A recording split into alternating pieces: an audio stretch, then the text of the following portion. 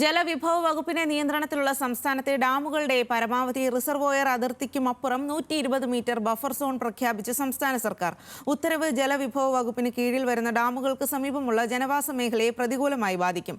മന്ത്രി റോഷി അഗസ്റ്റിന്റെ ജില്ലയായ ഇടുക്കിയെ പോലും പരിഗണിക്കാതെയാണ് ഉത്തരവ് ഇറക്കിയതെന്നാണ് പ്രതിപക്ഷ വിമർശനം. കഴിഞ്ഞ ഡിസംബറിലാണ് ജലസേചന വകുപ്പിന്റെ ഡാമുകളുടെ പരമാവധി റിസർവോയർ അതിർത്തിക്കുമപ്പുറം 2 വിഭാഗങ്ങൾ തിരിച്ച് 120 മീറ്റർ ബഫർ സോണായി സർക്കാർ ഉത്തരവിറക്കിയത്. ഉത്തരവ് പ്രകാരം 20 മീറ്റർ ചുറ്റളവിൽ യാതൊരു പുതിയ നിർമ്മാണവും പാടില്ല. 100 മീറ്റർ ചുറ്റളവിലെ നിർമ്മാണത്തിന് എക്സിക്യൂട്ടീവ് എഞ്ചിനീയറുടെ NOC ബാധകം. 100 മീറ്റർ ചുറ്റളവിൽ പരമാവധി 10 മീറ്റർ ഉയരമുള്ള കെട്ടിടങ്ങൾക്കാണ് അനുമതി നൽകുക.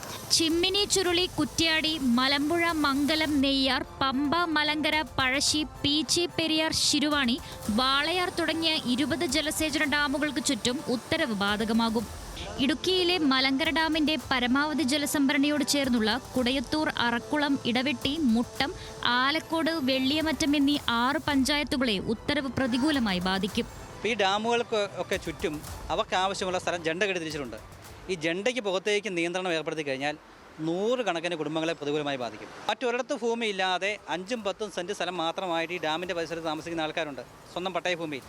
അപ്പോൾ അവിടെ മറ്റൊരു നിർമ്മാണ പ്രവർത്തനം നടത്താൻ പാടില്ല എന്ന് ഉത്തരവിറങ്ങുമ്പോൾ അവർക്കൊരു വീട് പണിയാൻ അവരെവിടെ പോയി താമസിക്കും. KSEB ഡാമുകളിൽ നിലവിൽ നിയന്ത്രണങ്ങളുണ്ട്. ഇടുക്കി ഡാമിന് 200 മീറ്ററും മറ്റു ഡാമുകൾക്ക് 60 മീറ്ററുമാണ് നിർമ്മാണ നിയന്ത്രണം. എന്നാൽ KSEB നിയന്ത്രണത്തിലെ ഡാമുകളുടെ അതിർത്തി പുനർവിന്യസിച്ച് ഉത്തരവുണ്ടായാൽ ഇടുക്കി ഉൾപ്പെടെയുള്ള ജില്ലയിൽ നിർമ്മാണ പ്രവർത്തനങ്ങൾക്ക് വലിയ പ്രതിസന്ധി ഉണ്ടാകും. കഴിഞ്ഞ മാസം വൈദ്യുതി മന്ത്രി ജില്ലയിൽ വന്നപ്പോൾ പറഞ്ഞ് 10 മേഖലയിൽ പട്ടയം കൊടുക്കുന്ന കാര്യം സർക്കാരിൻ്റെ പരിഗണന ഇല്ല എന്നുള്ളതാണ്. നമ്മളതിൽ നിന്ന് മനസ്സിലാക്കേണ്ട കാര്യം എന്താ? ഇപ്പോൾ ഈ ഉത്തരവ് വൈദ്യുതി ബോർഡ് ഡാമുകളിലേക്ക് വ്യാപിക്കാൻ പോകുന്നു.